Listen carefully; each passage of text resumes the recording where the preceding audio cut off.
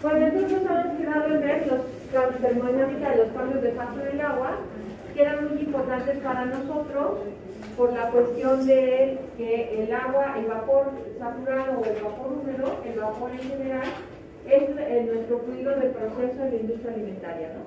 Se usa para muchas cosas y entonces es importante conocer las características termodinámicas específicas de este fluido.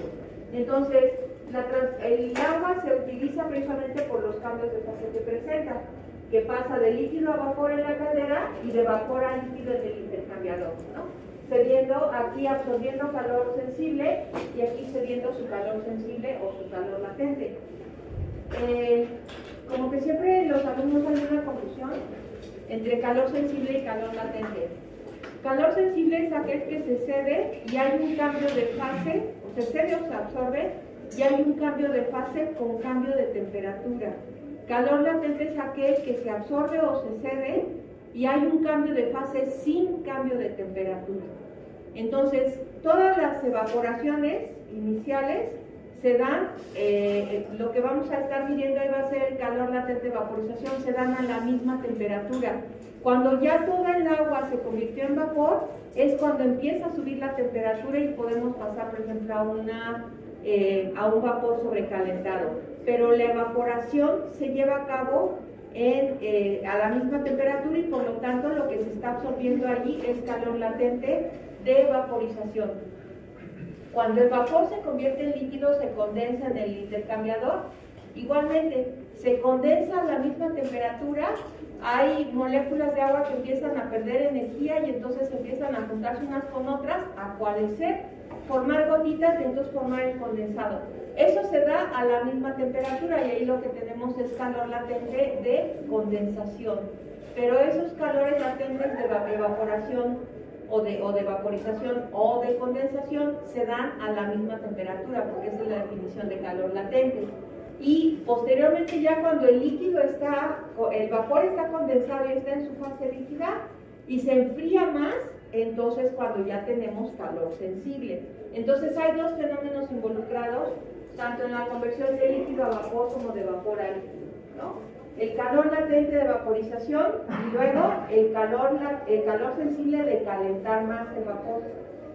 Si vamos a evaporar a 100 grados, por ejemplo, y después necesitamos el vapor a 115, los 15 grados de más, eso es calor sensible porque ya hay un cambio de temperatura. Lo mismo cuando condensamos en el intercambiador. Si condensamos a 115, metemos el vapor a 115 y empieza a condensar, va a condensar a esa temperatura. Y cuando baje más la temperatura del condensado, por ejemplo a 100, ¿no? Que dijimos que siempre el condensado puede salir a la temperatura del producto, entonces vamos a tener ahí calor sensible de condensación. Ahorita lo vamos a ver en el diagrama de Mollier, ahí se ve claramente que los cambios de fase se llevan a temperatura constante, ¿no? Y que es solamente calor latente lo que se absorbe o lo que se cede. Entonces, una de las propiedades más importantes de este fluido líquido, vapor o líquido, como se encuentre, es la entalpía. Podemos tener entalpía también para agua sólida, por ejemplo, para hielo. Entonces, la entalpía depende de la energía interna de las moléculas, la que logren absorber, que puede ser energía calorífica y después transformarla en energía cinética, como pasa con el vapor, con la evaporación del líquido, en donde las moléculas tienen suficiente energía para romper los puentes de hidrógeno y pasar a la fase vapor, desprenderse, pero ya esta energía calorífica se convierte en energía cinética y les permite pasar a la fase de vapor. Entonces, la entalpía, la definición aquí está, es la suma de la energía interna más el producto de la presión por el vapor, por el volumen del sistema, el volumen específico. Entonces, la cantidad de energía que un sistema intercambia con su entorno se mide como el cambio de energía, que esto viene de un balance de energía para sistemas abiertos, en donde esta energía delta H, ¿no?, es igual a la entalpía del estado final menos la entalpía del estado inicial, eso es por definición, a las condiciones de temperatura y presión a que se encuentre esa entalpía final y esa entalpía inicial. Y esto es igual a la energía intercambiada, delta H es igual a la energía intercambiada con el ambiente en forma de calor o de trabajo. También el trabajo de una bomba, bueno, de una bomba no, o sea, el trabajo de una bomba se mide por caídas de presión, pero que son unidades de fuerza, ¿no? Las presiones son fuerza, ahí es una cuestión de fuerza, porque la bomba, aunque hace trabajo sobre el fluido, lo que le imprime es fuerza, ¿no? Para tener una presión de descarga mayor que la presión de entrada a la bomba. Entonces, pero por ejemplo para compresores, que vamos a ver después en refrigeración, sí es importante expresar el trabajo en términos de entalpía. Entonces es importante entender lo que es la entalpía, ¿no? Por definición es la suma de la energía interna, pero cuando hablamos de entalpía hablamos de energía, que puede ser absorbida o cedida, ¿no? Dependiendo del proceso en el que estemos. Bien, habíamos visto el diagrama de Mollier. Antes de volverle a entrar a tanta raya, vamos a ver que, porque es importante entenderlo aquí, las líneas de temperatura son estas líneas que vienen acá arriba como curvitas, se meten a la falsa de la curva y se forma una línea. Fíjense bien, esta línea que viene como curvita no viene bajando de temperatura ni mucho menos, son isotermas que muestran la temperatura en el diagrama. O sea, toda esta línea está para una sola temperatura. Lo que está cambiando aquí es la presión, pero la temperatura no. Se muestra en esta gráfica, en esta figura rara, pero esto es una isoterma. Aquí no baja la temperatura, aquí es temperatura constante sobre toda esta línea, y cuando sale la masa de la curva, se vuelve una curva así que baja. Entonces, lo que cambia aquí, para arriba y para abajo, sería la presión y la entalpía. Entonces, si nosotros pasamos de líquido saturado a vapor saturado, están sobre esta curva, todas las entalpías para líquido saturado están sobre la curva azul y las entalpías para vapor saturado están sobre la curva roja. Fíjense bien, yo paso de líquido saturado a vapor saturado en una isoterma, es decir, el proceso de evaporación se lleva a cabo con calor latente solamente. Está cambiando la energía, está cambiando el calor, ¿no? Aquí en líquido saturado tengo esta cantidad de energía y en vapor saturado tengo esta cantidad de energía. La del vapor saturado es mayor que la del líquido saturado, pero se está llevando el cambio de fase a una sola temperatura. Por lo tanto, lo que hay ahí es calor latente absorbido para convertir el líquido saturado en vapor saturado. Y lo mismo es, si voy de vapor saturado a líquido saturado, estoy en un proceso de condensación, es lo mismo, se va a llevar a cabo a la misma temperatura, ¿no? Sobre la isoterma, se va a llevar a cabo, y lo que voy a tener es que estoy perdiendo energía, la del vapor saturado, y cuando llego acá al líquido saturado, me encuentro con que tengo menos energía. ¿Qué pasa en el ínter? Si tengo un vapor saturado, acá, que es puro vapor, ¿qué es lo que pasa en la panza de la curva que dice que tengo mezcla vapor líquido? Lo que pasa es que hay moléculas de agua que están en la fase vapor que empiezan a perder su energía, es decir, la están cediendo al ambiente. El ambiente es el alimento, como ya vimos en un intercambiador de calor, ¿verdad? Y empiezan a juntarse unas con otras que tienen menos energía y empiezan a formar gotitas de agua. Es decir, de un vapor saturado que era puro vapor, 100% vapor, empieza a formarse un vapor húmedo. Va perdiendo energía, ¿no? Aquí lo vemos, va perdiendo energía, pero se está formando un vapor húmedo. ¿Qué significa un vapor húmedo? Es aquel vapor que tiene algunas gotitas de agua condensada, ¿no? Ya ahí suspendidas en el vapor. En la industria alimentaria se usan mucho los vapores húmedos porque condensan muy rápidamente, pero tienen suficiente energía para procesar el alimento sin sobreprocesarlo. Entonces, un vapor saturado, cuando empieza a condensar, se empieza a convertir en un vapor húmedo y va disminuyendo su fracción de vapor saturado, ¿no?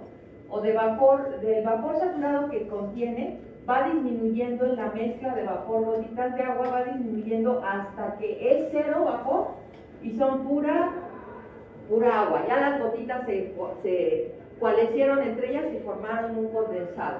Y lo que está sucediendo aquí es que está perdiendo energía, pasamos de una entalpía alta a una entalpía baja, está perdiendo energía pero a la misma temperatura, o sea que es calor latente de condensación.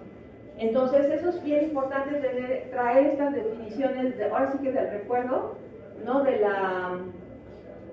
termodinámica o de balances de energía, no sé en dónde lo hayan visto, para poder entender cómo es el proceso de vaporización y cómo es el proceso de condensación en los vapores industriales. Porque yo puedo estar produciendo un vapor saturado, así completamente saturado. Saturado significa que todas las moléculas de agua están en la fase de vapor. Lo puedo estar recibiendo de la caldera, pero va a ir viajando por una tubería hasta el intercambiador de calor.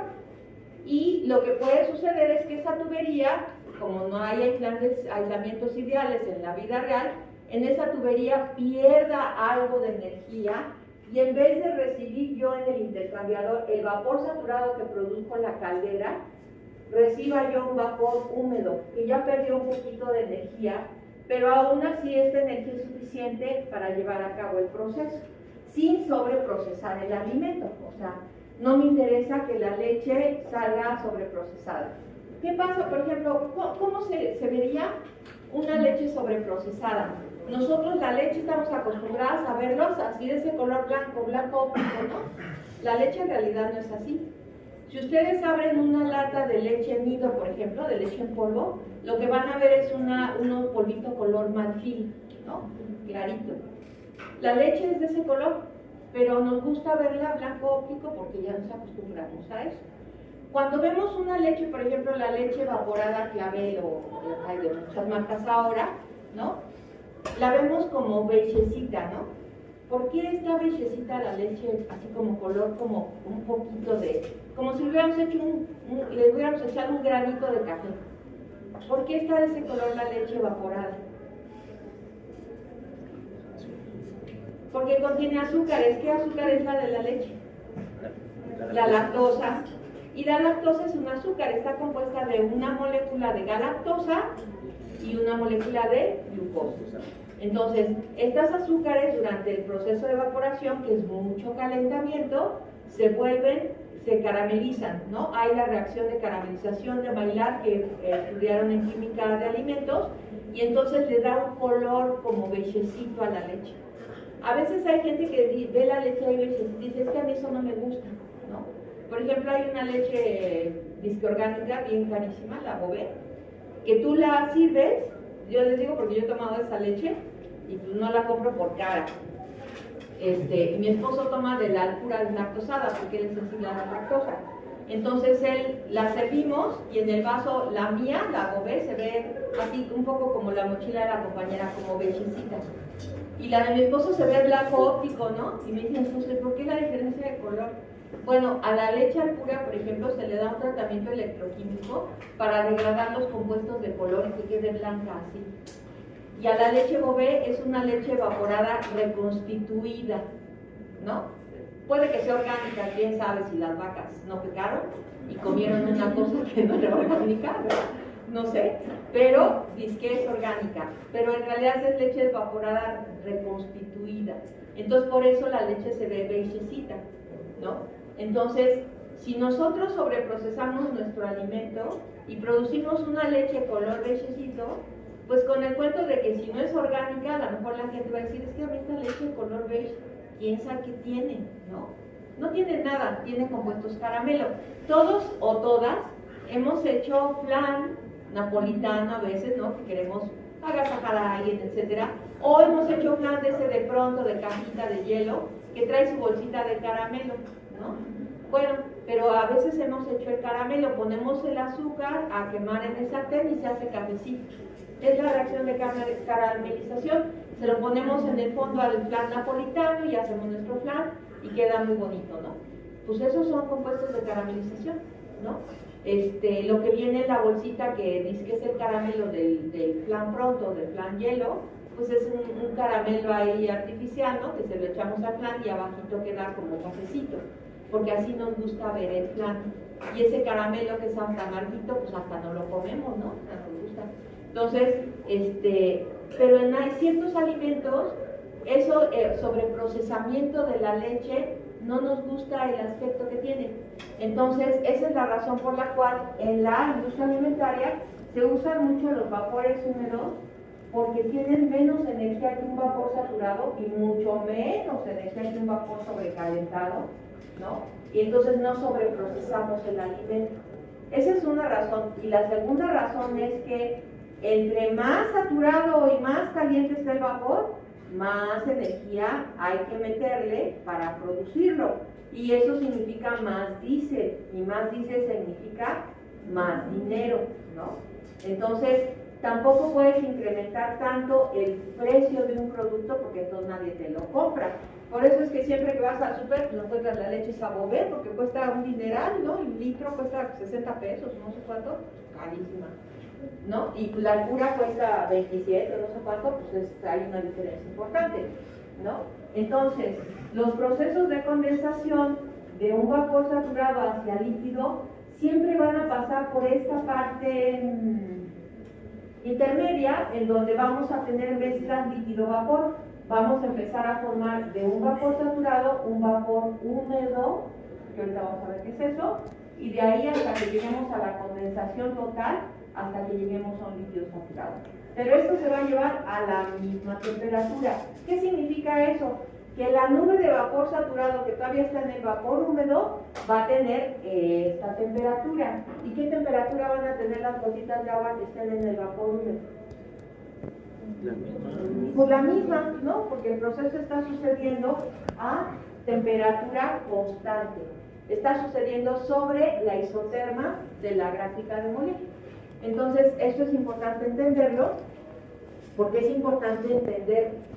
Siempre nos dicen, ay, que el agua líquida y que el vapor saturado, que las tablas de vapor. Pero nunca nos ponen a analizar, por ejemplo, en física nos ponen a ver vectores. Pues la forma en que se evapora el agua, que se rompen los enlaces de los puentes de hidrógeno, es una forma de estudiar la física de la evaporación. Y esas son cosas que tenemos que entender, ¿no? ¿Por qué el agua líquida están ahí todas las moléculas juntas y no se salen de la matriz líquida, ¿no? No se salen del vaso. Pues porque están unidas por puentes de hidrógeno, como bien dijo su compañero. ¿Por qué se forma el vapor? ¿Por qué le tenemos que tener a estar esperando a que hierva el agua? ¿No? Pues porque requerimos 90 grados para romper un puente de hidrógeno. Ya que se rompe y que las moléculas empiezan a salir a la fase vapor, pues todavía subimos más la temperatura, ¿no? El agua llega a 98, 99 aquí en la Ciudad de México, ¿verdad? A nivel del mar pues son 100 grados. Entonces, los vapores que se utilizan en la industria alimentaria vamos a estar viendo que son 100 grados, 105, 110, 115, 120, 130, 140, 150, dependiendo del proceso de pasteurización que utilicemos. Entonces es bien importante entender cómo se comporta el vapor, cómo se forma y luego cómo se condensa y qué pasa entre el estado.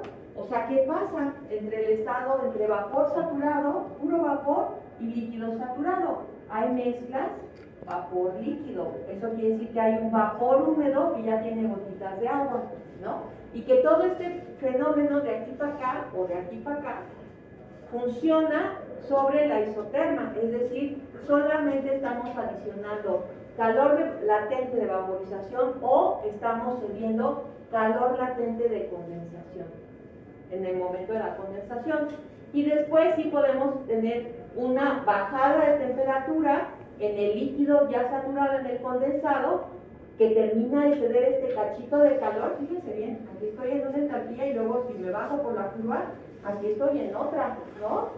Entonces, esta es una entalpía más baja y por lo tanto voy a estar en una temperatura más baja. Y por eso es que el condensado, decimos en la industria de alimentos, el condensado normalmente va a salir a la temperatura a la que sale el alimento. ¿Para qué me hago bolas? ¿No? Pues es ese ya, ¿no? Si el alimento lo procesé a 115, el condensado va a salir a 100 porque termina de ceder este cachito de energía, este ya va a ser calor sensible, ¿no? Entonces es importante entender el proceso de evaporación y de condensación para que nos quede claro por qué el proceso de evaporación está reflejado en una línea constante de temperatura y el proceso de condensación está reflejado en una línea de temperatura constante, o sea, en el diagrama de Molière. No sé si ven el diagrama de Molière en termodinámica, pero es bien importante entenderlo aquí en Ingeniería de Alimentos, porque el diagrama de Molière para agua, pues todos son iguales, igual de reborjados, pero sirven mucho los diagramas de Molière para entender los procesos físicos que se están llevando a cabo ahí. Entonces habíamos dicho que en el estado A, como líquido saturado, gana energía, pero estoy sobre un isoterma de temperatura, ¿no? Más o menos estoy a 100 grados, aquí dice 120 y aquí dice 80, estoy como a 100, 110 o 105. Entonces me voy convirtiendo de líquido saturado a vapor saturado, en una isoterma de temperatura. Y cuando pierdo esa energía del punto C al punto A, lo que tengo, o bueno, del punto C al punto B, lo que tengo es de un vapor saturado, paso a un líquido saturado, aquí me lo pusieron en la raya de abajo, pero el intermedio, pues, estoy convirtiendo esto en un vapor húmedo que va cambiando de composición de vapor. Fíjense bien, aquí en la curva de vapores saturados la fracción de vapor es 1, ahorita voy a poner el aumento. La línea punteada que sigue es punto 9, punto 7, punto 5, punto 3, punto 1, x igual a 0. ¿Qué quiere decir eso? Que en la curva de líquido saturado no hay vapor saturado, su fracción de vapor es 0. Entonces voy ganando gotitas de agua líquida, ¿no? El vapor se va convirtiendo en un vapor húmedo que va cambiando su composición de humedad hasta que todo es húmedo, o sea, todos son gotitas de agua, todo es condensado y ya no hay vapor saturado.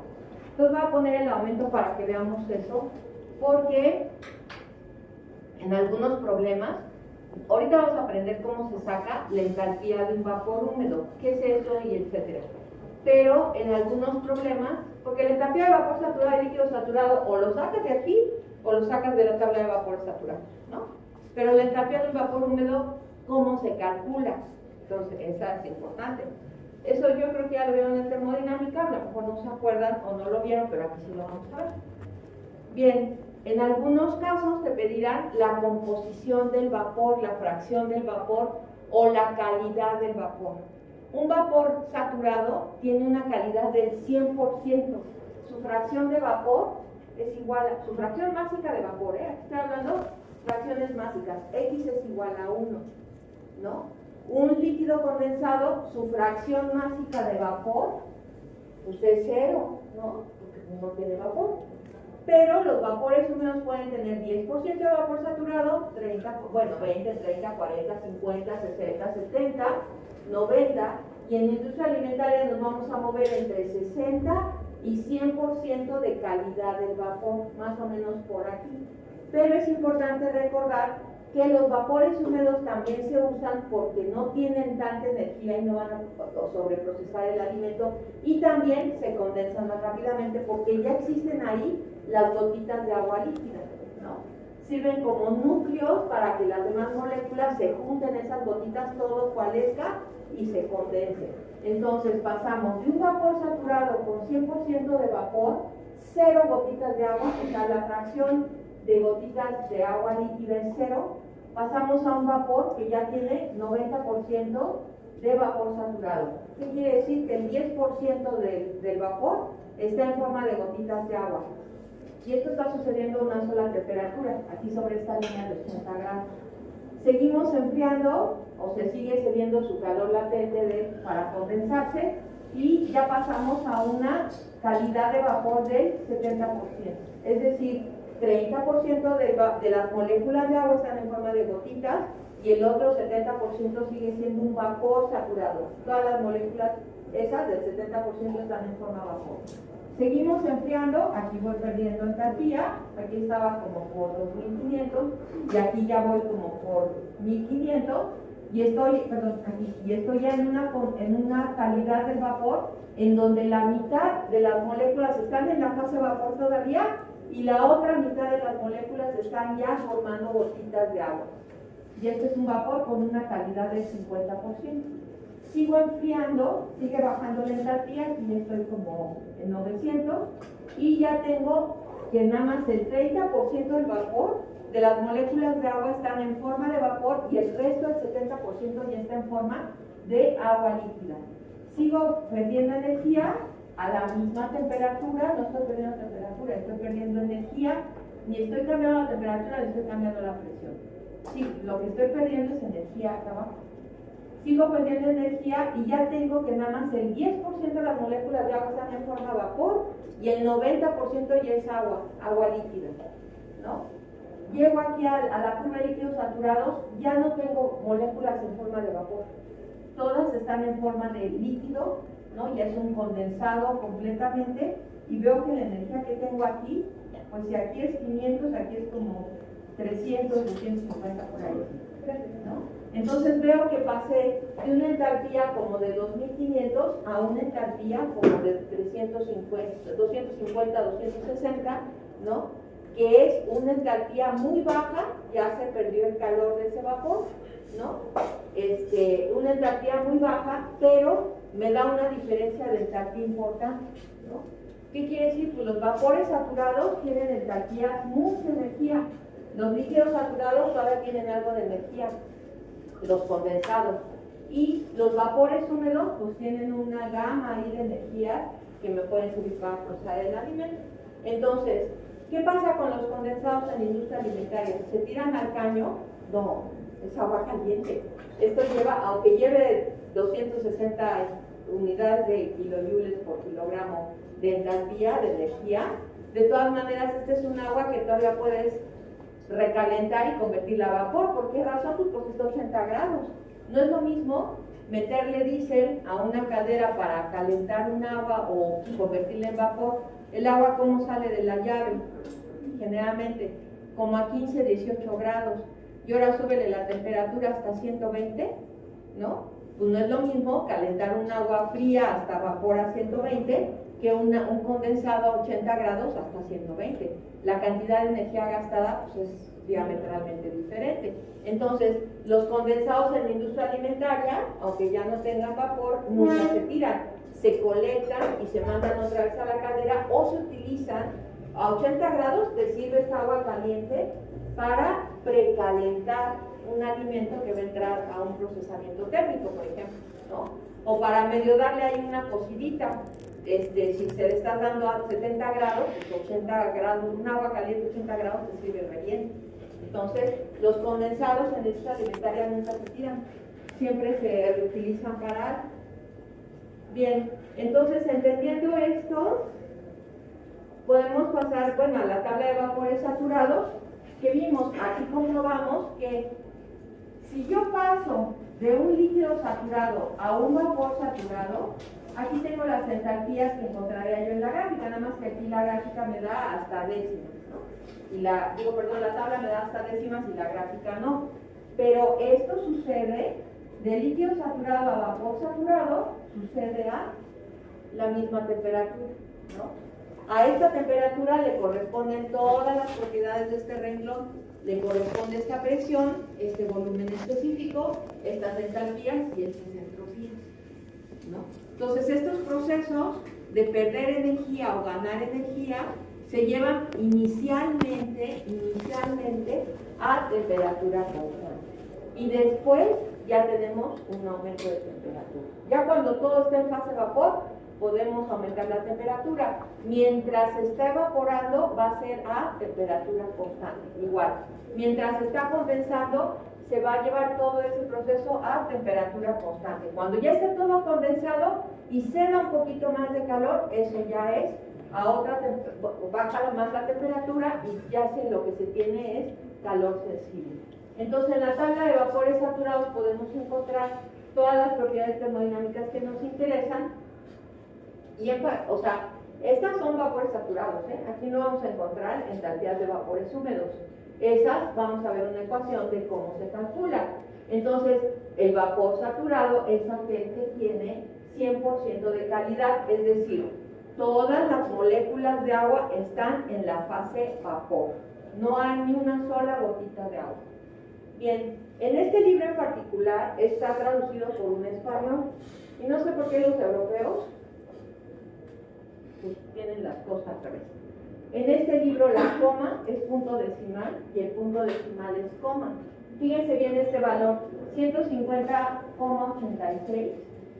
Nosotros usamos la coma para separar los miles, ¿no? Pues 150,086, aquí le falta un número, por lo tanto la coma no hace sentido. Esta coma es un punto decimal, es 150,86. Y si yo veo este número de aquí, 2.567.000, pues no, ¿verdad? No me hace sentido. Por lo tanto, el punto decimal es una coma y aquí la coma es el punto decimal. Este número es 2567.1. Es la notación española porque el libro está traducido por un español y los europeos les gusta así al revés la cosa, ¿no? De como lo hacemos aquí en América. Entonces es importante notar que en este libro, en todo el libro, en todas las tablas, todo lo que van a encontrar ahí, la coma es punto decimal y el punto es una coma para separar los miles. Aquí sería 2000,567.1. Entonces es una cuestión de notación propia del libro. Bien, entonces ahora sí ya vimos los vapores condensados y los líquidos saturados y cómo son los cambios de fase. Ahora ya podemos ver lo que es un vapor húmedo. Un vapor húmedo es el vapor de agua que contiene gotas de líquido y se llama vapor húmedo. Lo que vamos a tener aquí, que lo que les pongo es como una nubecita, donde todas las moléculas de vapor están en forma de vapor, ¿no? Y hay unas moléculas que ya aparecieron y forman gotitas chiquitas o grandotas, dependiendo, microscópicas de líquido. Esta nube de vapor donde las moléculas están en forma de vapor es un vapor saturado. Y estas gotitas de líquido, donde están las moléculas ya aparecieron y formaron gotitas pequeñas, eso es un líquido saturado. Entonces el vapor húmedo está formado por una fracción de vapor saturado y de líquido saturado. Si yo quiero calcular una entalpía para un vapor húmedo, tengo que combinar de alguna manera las entalpías del vapor saturado y del líquido saturado, que puedo sacar fácilmente de la tabla de vapores saturados, la que acabamos de ver, ¿verdad? Entonces, es una mezcla vapor-líquido, es decir, las propiedades de energía y todo lo demás de esta mezcla están en la panza de la curva del diagrama de Mollier, ¿no? Hay una fracción de gotitas de líquido, que es un líquido saturado, y hay una fracción de moléculas que se encuentran todavía en la nube de vapor y es un vapor saturado. O sea, es una combinación de vapor saturado con líquidos saturados, eso es lo que es un vapor húmedo.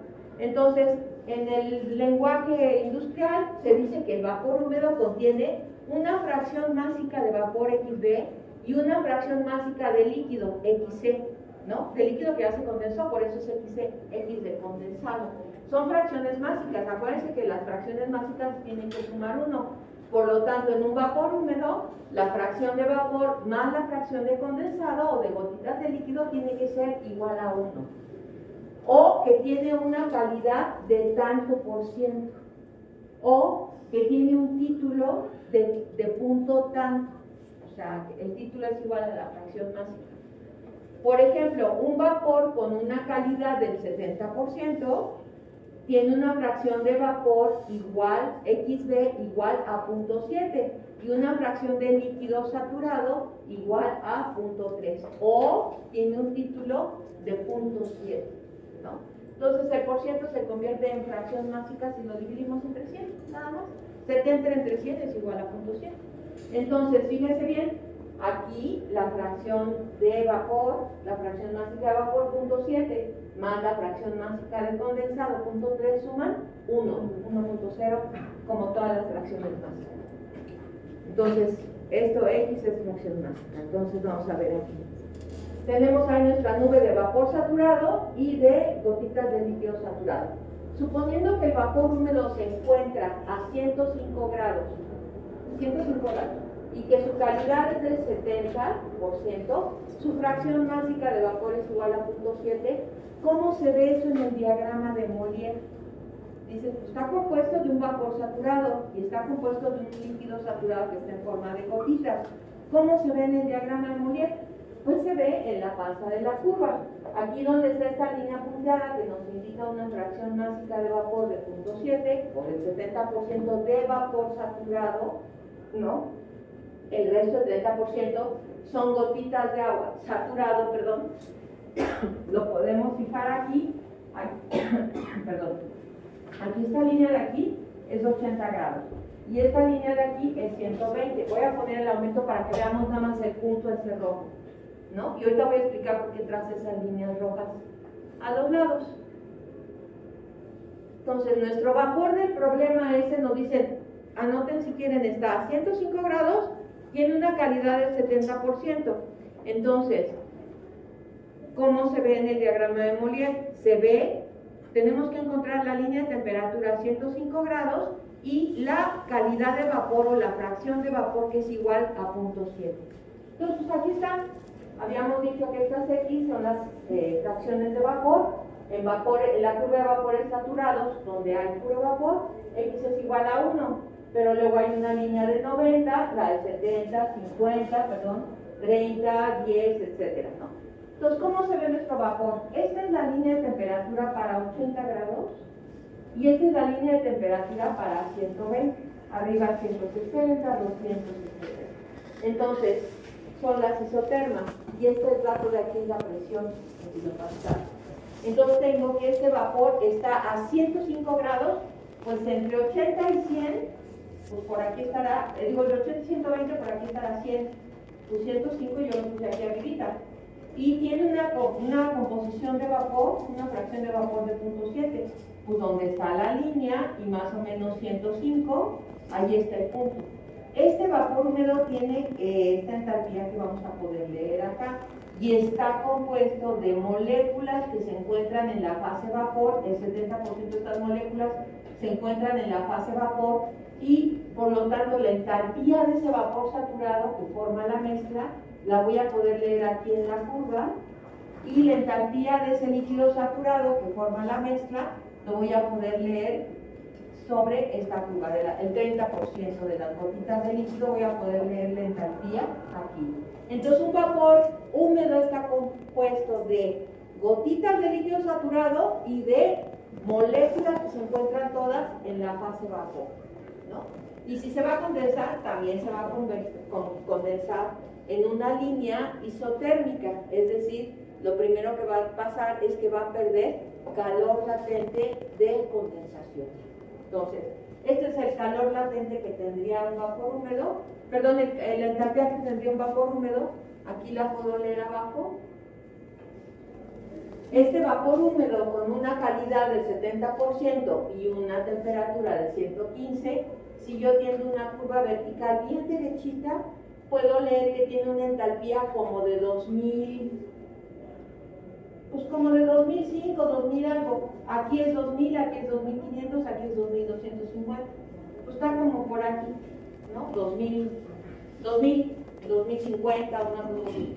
Entonces, aquí puedo ver la entalpía, aquí puedo ver la entalpía de ese vapor saturado, que lo compone en 70%, y acá puedo ver la entalpía de las gotitas de líquido saturado, que lo componen en 30%.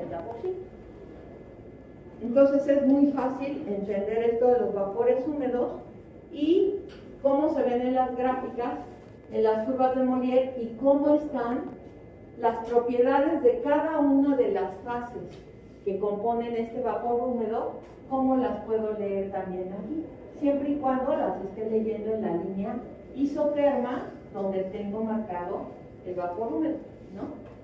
Un vapor húmedo a 105 de 70%, pues eso lo van a encontrar en toda la industria alimentaria. Pero esto es viendo el diagrama de Mollier.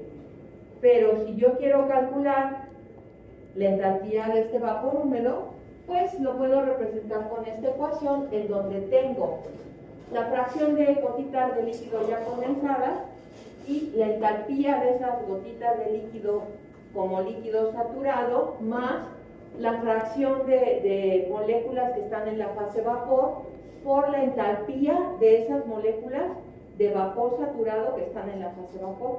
Entonces las entalpías las multiplico por sus diversas por sus distintas fracciones. ¿Por qué razón? Porque la entalpía del vapor húmedo no es un promedio aritmético, o sea que divido entre dos, porque no hay la mitad de gotitas y la mitad de vapor saturado. Cada vapor va a tener su calidad y sus fracciones másicas de gotitas y de vapor saturado. Entonces las entalpías las voy a multiplicar por las fracciones, ¿no? Y donde voy a tener que X es la fracción másica de las gotitas de líquido y X es la fracción másica de las moléculas que todavía se encuentran en la fase vapor. Ambas fracciones tienen que sumar 1, como todas las fracciones básicas, y que yo puedo despejar. La que viene en la gráfica o la que me van a dar como datos del problema va a ser XD. Yo puedo despejar XC para quitarla de la ecuación y quedarme con XD.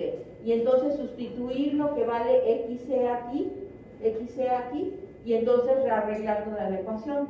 La entalpía de un vapor húmedo se calcula por medio de esta ecuación, donde aquí esto es igual a XC por la entalpía de que tiene el líquido saturado que está formando las gotitas. Acuérdense que un vapor húmedo está formado por gotitas de líquido saturado y moléculas que están en el estado de vapor o un vapor saturado.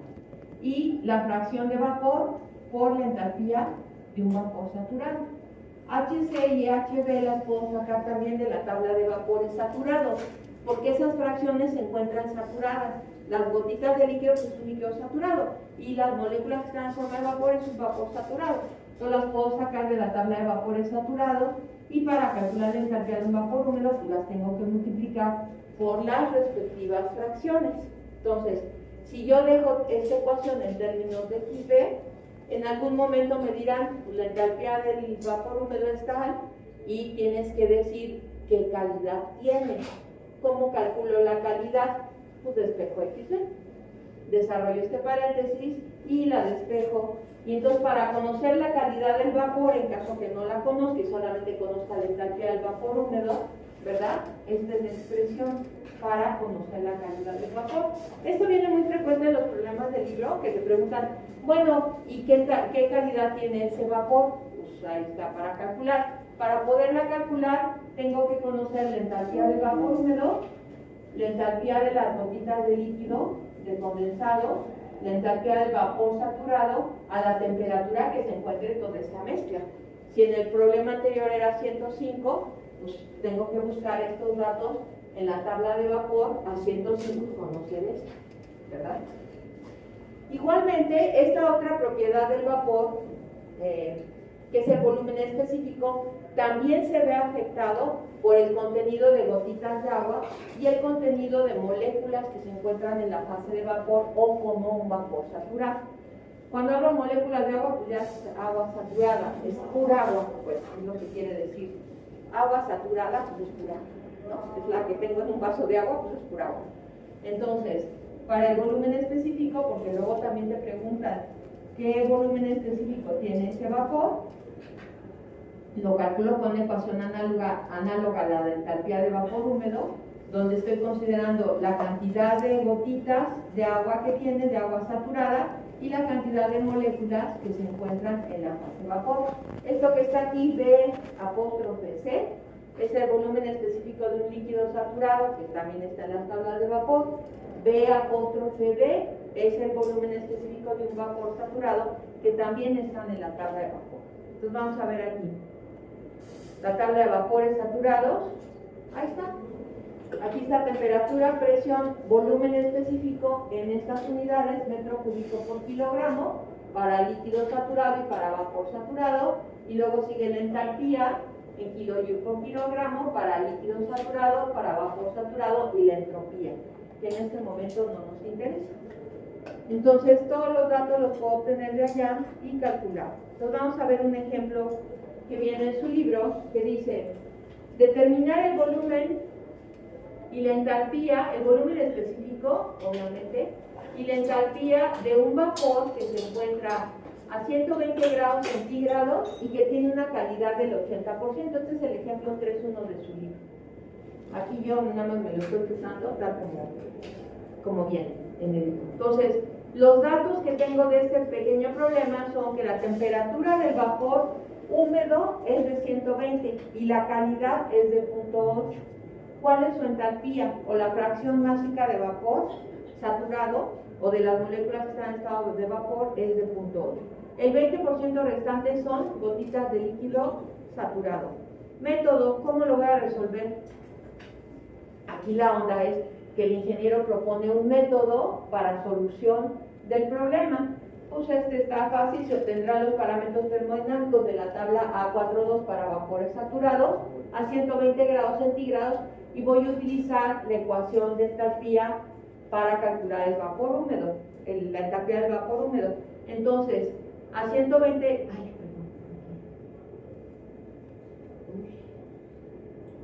a 120 grados, déjenme poner acá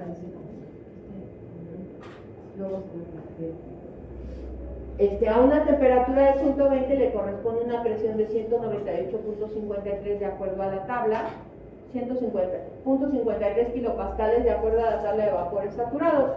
El volumen específico de las gotitas de líquido va a ser este, y el volumen específico de la fase que está todavía en forma de vapor saturado va a ser este. La entalpía de las gotitas de líquido o de líquido saturado va a ser este, y la entalpía de las moléculas que se encuentran en forma de vapor saturado va a ser este. Para la entalpía del vapor húmedo, pues está la ecuación, y lo único que tengo que meter es 1 menos xd, si xd valía 0.8, pues va a ser 0.2, por la entalpía de las gotitas de líquido saturado, que es esta, más la fracción de vapor, o la calidad del vapor, 0.8, por la entalpía de esas moléculas que se encuentran todavía en forma de vapor saturado, que es esta. Hago todo el número acá, que es muy fácil, y obtengo que un vapor húmedo a 120 grados con 80% de calidad tiene una entalpía de 2.265.78 kilojoules por kilogramo. Tiene todo ese calor para acceder hasta condensar, ¿no?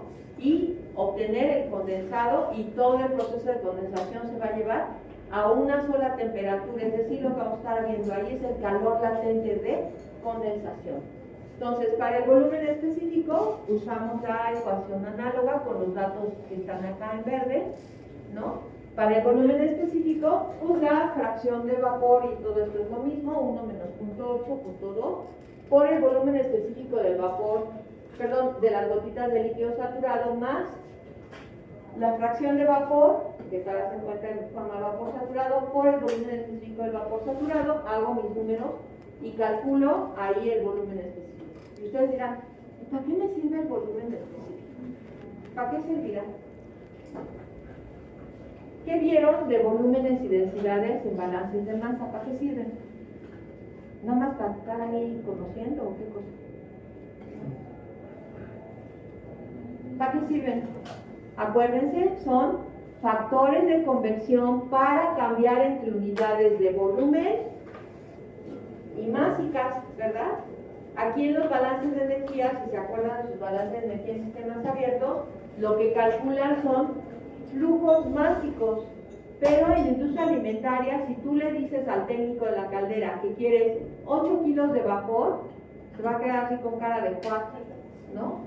En cambio, si tú le dices necesito tantos metros cúbicos de vapor, él va a entender por qué en la industria medimos más bien en volumen que en masa. ¿Qué es más fácil medir? ¿La masa o el volumen? ¿Qué requiero para medir masa? Una báscula, ¿no? Cuando voy a las tortillas le digo pues 1 kilo de tortillas y pues rápido. Pues una basculita chiquita, porque la mayoría de la gente pide 1 kilo, 2 kilos, así. Pero ¿qué tal si necesito 500 kilos? Pues ya necesito una basculota, ¿verdad? Y si además necesito 500 kilos por hora, ya es un flujo másico. ¿Cómo lo mido en la industria? Es complicado, los aparatos para medir flujos másicos en la industria son complicados, generalmente son sensores infrarrojos y además son muy caros. Y la temperatura se los echa. Entonces, lo que más fácil se mide siempre son los flujos volumétricos. Yo sé que en flujos de fluidos ustedes nunca hicieron una práctica de cómo medir un flujo de un tubo de agua fluyendo por un tubo. Pero imagínense que su mamá está regando la calle así tirando el agua, ¿no? Tan tranquila. Oye, mamá, ¿cómo estás tirando el agua? ¿Qué te pasa? Nos van a venir a multar. y nos va a salir el recibo como fuego, ¿no? Y hay delegaciones pues, donde no hay agua, te ponen los tandeos en verano, ¿no? Cuando es época de secas, ¿verdad? Entonces, ¿cómo le harías? Ay, es tantita, te va a decir tu mamá. ¿Cómo le harías para determinar cuánta agua está tirando tu mamá con las mangueras? ¿Cómo le demostrarías que no es tantita, que es un chorro? ¿Cómo le harías? ¿Qué tienes en tu casa para medir volumen? ¿Jarras? ¿Eh? Jarras. Jarras, la cubeta de trapear, ¿no? ¿Y qué tienes tú para medir tiempo? Tu cronómetro de tu celular, ¿verdad? Entonces, ¿qué haces? Agarras la manguera y llenas la cubeta y le mides el tiempo. Dices, ¿ya viste, mamá? Estás tirando 20 litros cada 30 segundos, no inventes, no estás aquí toda feliz de la vida dándote terapia, regando la calle. Esa es la forma en que se miden los flujos en la industria alimentaria. Es mucho más fácil, bueno, no así con cubeta y cronómetro, hay flujómetros, y los flujómetros como son de acero y vidrio de cuarzo y etcétera, o sea, hay muy sofisticados, te pueden medir los flujos en tuberías donde tienes muy altas temperaturas sin que se eche a perder el flujómetro. Entonces, lo más fácil de medir en la industria cualquiera es flujos volumétricos. Lo más difícil de medir son flujos másicos. En el video de la leche ustedes vieron que cuando ordeñan a las vacas pasa por un dispositivo donde están midiendo el flujo másico de la leche. Nada más que esa leche está bajo la temperatura ambiente, ¿no? Cuando mucho la temperatura de la vaca. Ahora mides de flujos másicos con ese aparatito a 120 grados, pues el aparatito te va a durar unos 4 meses, ¿no? Entonces en la industria alimentaria se usan flujómetros que te dan la lectura directamente de metros cúbicos por segundo. El de la caldera, pues nada más esos flujómetros conoce, ¿no? A lo mejor no sabe qué es un metro cúbico por segundo, pero sí lo puede ver ahí en el flujómetro. Entonces, si tú le dices, necesito tantos kilos de vapor, va a decir, pues felicidades, ¿no? Dígamelo en metros cúbicos, porque si no, no lo entiendo. Entonces, este volumen específico nos sirve para como factor de conversión entre unidades de volumen y unidades másicas, ¿verdad? Entonces, si nosotros al diseñar nuestro proceso vamos a determinar cuántos kilogramos por segundo de vapor requiero para procesar toda la leche que tengo ahí en el patio estacionada, las pipas, ¿verdad? Pues la puedo convertir muy fácilmente a flujo volumétrico si calculo el volumen específico de ese vapor que estoy utilizando y le puedo decir al técnico de la caldera, necesito tantos metros cúbicos de vapor, 10 metros cúbicos por segundo, 10 metros cúbicos por minuto de vapor, eso sí lo va a entender, ¿no? Lo otro no. Y ustedes, como son los ingenieros, pues ustedes le pueden decir, ¿no?, qué es lo que requieren y que lo entiendan. Bien, esto es la tabla de vapores saturados y aquí vemos que a 120 le corresponde esta presión, 198.53 kilopascales, le corresponde este volumen específico para líquido saturado, este volumen específico para vapor saturado, esta entalpía para las gotitas de líquido saturado y esta entalpía para las moléculas que se encuentran en forma de vapor saturado. Entonces, un volumen húmedo, conclusión, un vapor húmedo está compuesto de una fracción de vapor saturado, ¿no?, moléculas que están todas en la fase vapor, y una fracción de gotitas de líquido que ya está líquido saturado, ese ya es líquido, ¿verdad? Y por lo tanto las propiedades para calcular la entalpía de un vapor húmedo las puedo sacar de la tabla de vapores saturados. Que la saque yo de aquí no significa que sea un vapor saturado, porque si le aplico las fracciones másicas determinadas para la calidad de ese vapor, pues ya lo convertí en un vapor húmedo, ¿verdad? Y ya lo calculé, es muy fácil, es una simple, ¿cómo dicen ustedes los chavos? Un simple formulazo, ¿no? Bien, vamos a ver aquí. Este problema viene en su libro y dice: determinar la calidad del vapor a 169.06 kilopascales cuando pierde 200 kilojoules por kilogramo. ¿Cuál es la temperatura del agua? Entonces, ¿qué? No entiendo nada. Yo también cuando lo leí la primera vez me quedé pensando, ya. Por fin determiné de qué se trataba. ¿De qué se trata? Se trata de un vapor saturado que sale de la caldera y que al viajar por un tubo para llegar a donde se va a utilizar en el proceso, pierde energía porque el tubo pues no hay aislantes ideales. Entonces el aislante que tiene pues, no sirve lo suficiente como para que no pierda energía. Pierde energía en el viaje. Cuando yo produje el vapor desde líquido saturado a vapor saturado, le metí energía. Y cuando lo saco de ahí de la caldera y lo mando por una tubería hasta por allá donde está el intercambiador, pues va a ir perdiendo energía. Se va a ir convirtiendo en un vapor húmedo, o sea, de vapor saturado, algunas gotitas van a dejar de estar en la fase de vapor y se van a ir condensando y van a producir gotitas chiquitas y voy a tener un vapor húmedo. Pero perdí, por ejemplo, de aquí de vapor saturado a este punto de vapor húmedo perdí de 2600, 2500, 2750 o 2700, perdí hasta los 1750, casi 1800 que tiene este vapor húmedo. ¿Por qué perdí esa energía? Pues porque se condensaron algunas moléculas, porque no se pudo conservar todo el calor, se condensaron algunas moléculas y se convirtieron en gotitas de agua. Entonces, de un vapor saturado pasé a un vapor húmedo, ¿verdad? Por la pérdida de energía. Entonces, pues ya cuando por fin me imaginé eso, dije, ya sé cómo se resuelve. Entonces, este ejemplo lo que nos está diciendo es que la calidad del vapor, el vapor que se sacó de la caldera era un vapor saturado a 169.06. ¿Por qué está a la misma presión? Porque ya dijimos que la condensación se lleva a la misma temperatura, ¿no? Es calor latente de condensación, lo que se pierde allá. Entonces, el vapor saturado salió a esa presión de la caldera y conforme va viajando por el tubo va perdiendo energía y va formando algunas moléculas de vapor saturado, pierden energía y se van juntando y forman gotitas de agua. Perdió 270 kilojoules por kilogramo el vapor saturado y se convirtió en un vapor húmedo.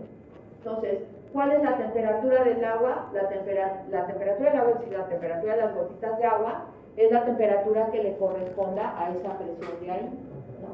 Entonces, son problemas que nos lo ponen para que razonemos el fenómeno de condensación, de pérdida de energía. La pérdida de energía en un vapor saturado nos va a llevar a condensación y la condensación nos va a llevar a tener un vapor húmedo, ¿no?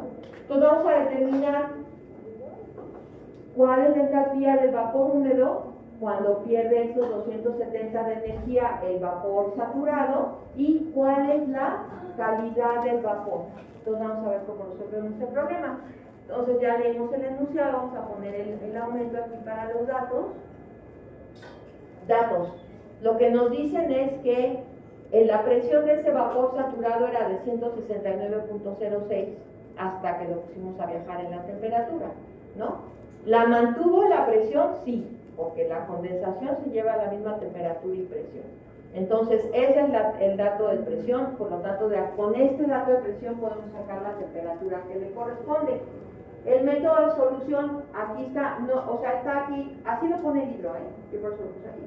Pero, método, se obtendrán los parámetros termodinámicos del vapor de la tabla A42 a esta presión y se obtendrá la temperatura correspondiente a esta presión y además se considerará los 270 kilojoules por kilogramo que pierde en el camino como la pérdida de energía de un vapor saturado que se convierte en vapor húmedo.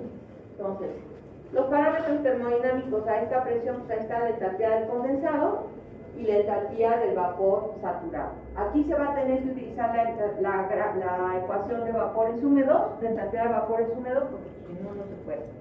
Es la forma de calcular. Entonces, vapor, ¿qué dice allá? Vapor a 169 cuando pierde 270 kilojoules por kilogramo. ¿A qué entalpía estaría el vapor saturado a 169? ¿Cuál es la entalpía de ese vapor? Acá está, ¿no? Bueno, no se ve muy bien, pero a 169 tiene 2.699. El vapor saturado que salió de la caldera tiene esta entalpía de aquí, ¿verdad? Y de esa entalpía se pierden 270 kilojoules. Entonces, ¿qué agarro? Cuando el vapor saturado pierde energía, empieza a condensarse, forma gotitas de líquido transformándose en un vapor húmedo y su calidad disminuye. En vez de ser un vapor al 100%, pues ya va a tener un poquito de menos calidad. Entonces, la entalpía de ese vapor húmedo, o sea, yo para poder calcular la calidad necesito conocer la entalpía del vapor húmedo, ¿se acuerdan que lo dijimos? Y la entalpía de los vapores saturados, del vapor saturado y de líquidos saturados, que ya los tengo aquí. ¿Cómo calculo la entalpía del vapor húmedo? De la entalpía del vapor saturado menos la energía que perdió en el camino. Es 2.699 menos 270 que perdió en el camino. Por lo tanto, la entalpía de ese vapor húmedo que llegó al punto del proceso después de perder un poco de energía es de 2.429. Esa la pongo aquí en el lado derecho de la ecuación, perdón, en el lado izquierdo de la ecuación, y despejo la XB, ¿no? Entonces, aquí ya no puse todo el despeje, ya nada más puse la ecuación para calcular la calidad del vapor. XB es igual a la entalpía del vapor húmedo menos la entalpía de las gotitas de agua líquida saturada entre la entalpía del vapor saturado menos la entalpía de gotitas de agua líquida, que es una ecuación que vimos que despejamos de la XB, la despejamos de la ecuación de entalpía de vapor húmedo, ¿verdad? Si yo hago los números, XB es igual a 0.87. Entonces, si aquí al salir de la caldera tiene 100% de calidad, después de viajar un rato por la tubería hasta llegar a mi intercambiador, tiene una calidad de 0.87. Todavía me sirve, está re bueno ese vapor, porque está a 169 y a esa presión le corresponde una temperatura de 115 grados. Por lo tanto, las moléculas que están en fase vapor se encuentran a 115 y las gotitas de agua también, ¿no? Se encuentran a 115. Todo ese fenómeno de condensación sucedió en la isoterma que veíamos en el diagrama de Molière. Entonces, pues la temperatura del vapor es la misma que la temperatura de las gotitas de agua. Entonces, el vapor llega a mi punto de servicio, a mi punto de uso, con una calidad del 80% y la temperatura se conserva y las gotitas de agua tienen esa temperatura, porque ya vimos que todo el fenómeno de condensación se da en la isoterma del diagrama de Molière, ¿no? Ay, debería yo dar otra vez la clase de termodinámica. Es que hubo una época en que no sé por qué en biotecnología me dejaban sin carga. Me decían, vas a dar ingeniería bioquímica. Bueno, ¿qué crees? Se la dimos a Jorge. Y como mi esposo trabaja en IPH, es el doctor José Álvarez, a lo mejor algunos de ustedes lo conocen, que les dieron un flujo de fluidos o alguna materia así. Él generalmente daba flujo de fluidos o control. Entonces yo iba a IPH a pedir docencia. Como ahí siempre necesitan profesores, sí, ¿qué quieres dar? Entonces daba de todo lo que me pedían. Y lo que me encantaba de IPH, por eso yo creo que me quieren tanto aquí en CBI, porque yo les decía, yo doy la clase que me digas. Hacía unos grupotes de auditorio y luego encima ellos me daban un ayudante que me ayudara a calificar. Entonces era maravilloso, era así el paraíso. Entonces, porque conocí a la coordinadora, la doctora Greche, que ya se retiró, la conocí desde que yo era estudiante. Ella fue mi maestra de termodinámica y aparte pues, soy medio conocida ahí porque mi esposo trabaja ahí, ¿no? Entonces, yo iba a pedir clases ahí porque me dejaban sin carga acá. Y pues me adoraban ahí, ¿no? Sí, vente Mónica, ¿no? Danos esta clase porque no tenemos profesores. Porque ellos tienen 3 licenciaturas, Ingeniería Hidrológica, Ingeniería en Energía e Ingeniería Química. Y tienen 2 posgrados, el de Ingeniería Química y ahora el posgrado en Energía y Medio Ambiente. Entonces, pues, todos sus profesores están sobrecargados y aparte dan las materias de servicio a CBS. Ese es un acuerdo de mi época, cuando yo entré a la universidad en 77, en que se determinó que los de CBI iban a dar las materias estas de fenómenos de transporte, balances de masa, balances de energía y termodinámica como servicio a CBS, porque los de CBS, como eran puros biólogos, pues no sabían ingeniería, y ellos sí. Entonces, la maldición gitana. Entonces, sí es algo de condensación, de esto me emociona porque algunas veces da termodinámica. Bien, entonces ya analizamos por qué un vapor perdería calor. Pues porque los aislantes de las tuberías pues, no son lineales, ¿no? Y entonces pues, va a perder calor en el transcurso, porque así es la ley de la vida, así es la física. Entonces, si pierde energía, se convierte en un vapor húmedo. Si no la perdiera, pues llegaría al punto de servicio como un vapor saturado. Pero si la pierde, porque eso es lo natural, ¿no? Perder energía, o sea, eso es siempre. Si el ambiente está más frío que la tubería del vapor, pues va a perder energía a fuerza, ¿no? Entonces esto siempre va a pasar. Tú a lo mejor estás sacando en la caldera un vapor saturado y estás recibiendo un vapor pues ya con cierta cantidad de humedad. Pero un vapor con cierta cantidad de humedad, o sea, con una calidad menor que 100%, y a esa temperatura, 115, está re bueno para pasteurizar, para un enlatado, para cocer algún alimento, darle una cocidita ahí al puré de tomate, etcétera, ¿no? O sea, ese vapor está buenísimo para alimentar. Entonces estos problemas te hacen pensar, están así como crípticos y dices, no, esto no se puede solucionar. Sí se puede. El ingeniero tiene que formular la solución más lógica del problema, ¿verdad?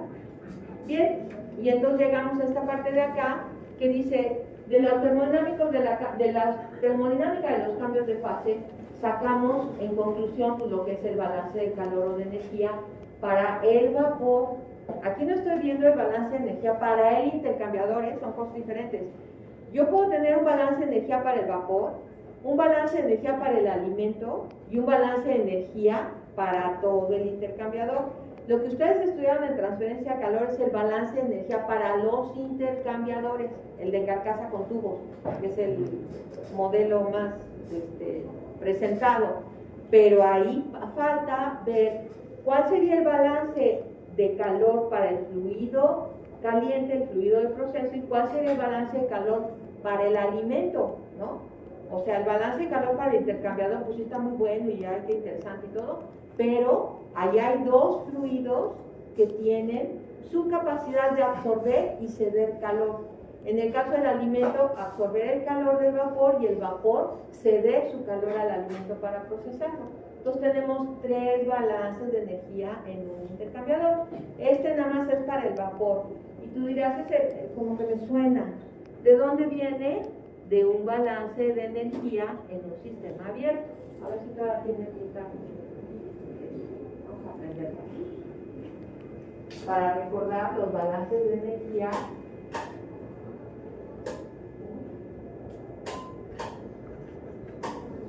¿No? Bien, vamos a tener que abrir la cortina. Para recordar los balances de energía en sistemas abiertos. Que dices, ay, eso sí como que lo vi, pero ya ni me acuerdo. Bueno, balance de energía para sistemas abiertos. ¿Qué es un sistema abierto? Pues es un sistema como un intercambiador donde por un lado entra el alimento y por otro lado sale y por otro lado le entra el vapor y por el otro lado sale el condensado. Eso es un sistema abierto, está abierto, ¿no? No está cerrado como un hoy express. Un hoy express es un sistema abierto. Entonces, el balance de calor propio se pinta mejor. Si no, ya es señal de que tengo que ir a comprar. Bien, balance de calor para un sistema abierto. El primer término que veíamos en el balance de calor era el cambio de entalpía. Con gorrito significa específico, especificado en kilogramo, más el cambio en, bueno, estas deltas que parecen as, no, delta, delta. Cambio de energía cinética, más, ¿se acuerdan lo de la energía cinética? La velocidad inicial menos la velocidad final, que es el que no. Cuando el pecero que se paraba y luego arrancaba y que se lo que, más el cambio en energía potencial. ¿Cuál es la energía potencial? La de la cascada que caía en una turbina que estabas en Brasil y lo único que tenías era la cascada para producir energía, ¿no? Que estaba hasta arriba era 0 y abajo era no sé cuántos metros y entonces calculabas la energía potencial de la cascada para ver si podías vivir ahí en Brasil o no, en la selva brasileña. Todo esto es igual, todas estas formas de energía son iguales a calor o a trabajo, o a las dos, ¿verdad? Entonces, si yo le quiero hacer el balance para el vapor, que va fluyendo por la tubería ese que perdió energía y perdió calidad, el término de cambio de entalpía queda en el balance de energía para el vapor ese que perdió energía en la tubería. ¿Sí? ¿Verdad? Queda. ¿El de la energía cinética queda? No, ¿por qué? Porque el diámetro de la tubería es el mismo. Puede que haya perdido un poco de energía, pero velocidad, pues probablemente perdió poquita, pero no es significativo dentro de la ecuación, lo puedo tachar. ¿Perdió energía potencial? Pues no, aquí no nos dice que la tubería sube y baja, nos dice pues como que va recta, ¿no? Hasta allá, entonces también va. ¿Puedo cuantificar el calor de ese vapor? Pues sí, es lo único que puedo cuantificar. ¿Este vapor hace trabajo sobre el ambiente, sobre algún fluido? No, ¿verdad? No es un vapor que vaya a dar una turbina y le haga girar ahí la turbina. Por lo tanto, el término de trabajo se va. Entonces, ¿qué me queda? Q igual a delta H. Prometo que me voy a comprar unos plumos. Q igual a delta H. Esto es lo que... ¿verdad? Entonces, este balance es para ese vapor que va a entrar al intercambiador, que viajó por la tubería y que va a entrar al intercambiador. Es un balance de energía para el vapor que viene de estos balances de energía de sistemas abiertos que vieron en termodinámica y en balances de energía, ¿no?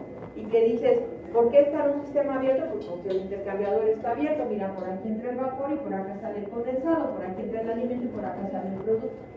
Es abierto. Entonces, no es un hoyo express, ¿no? Como el autoclave, es abierto. Entonces, el término que queda es este. ¿Y delta H qué significa? Pues es lo que nos enseñan los profesores ahí. Delta H es igual al flujo másico del fluido en cuestión por la entalpía del estado final menos la entalpía del estado inicial, ¿verdad? ¿Tendremos en el intercambiador un estado inicial y un estado final? Sí, pues como el que tuvimos en la tubería. Al principio teníamos un vapor saturado y después de que viajó por la tubería obtuvimos un vapor húmedo. ¿Cuál es la entalpía del estado inicial? La del vapor saturado. ¿Y cuál es la entalpía del estado final? La del vapor húmedo. Ahí podemos cuantificar cuánto calor perdió ese vapor que viajó por la tubería, cuánto perdió en la tubería. ¿Sí están de acuerdo? Pues aquí igual. Entonces, un vapor que entra a un proceso como vapor saturado, vapor húmedo y sale como condensado, presenta un cambio de energía. Y ese cambio de energía, la cantidad de energía está en función de flujo másico. ¿Por qué? Porque está multiplicando. Aquí hay una multiplicación. Este cambio de energía multiplicado por el flujo másico me va a dar el calor total que cede o absorbe el fluido. ¿Sí están de acuerdo? Y como está multiplicado, lo multiplica, ¿no? Lo hace más grande, ¿sí? Si yo tuviera 10 pesos y los pudiera multiplicar por 20, pues qué felicidad, ¿no? Porque se me harían 200. Todo lo que multiplica hace lo otro más grande. Entonces, esa es la cuestión acá. Entonces, ¿cómo llegué a ese balance de energía? Haciendo un balance de energía de sistema abierto sobre el vapor. Lo que me toca ver más adelante es cómo se relaciona este balance de energía sobre el vapor con el balance de energía del intercambiador que estudiaron en el curso de transferencia de calor. Y luego, ¿cómo es el balance de energía del alimento? Entonces aquí tengo 3 balances. El del vapor, que ya lo vimos, el del alimento, que lo vamos a ver, y el del intercambiador es Q igual a U por A por delta T. ¿Se acuerdan de ese balance que hay? ¿No?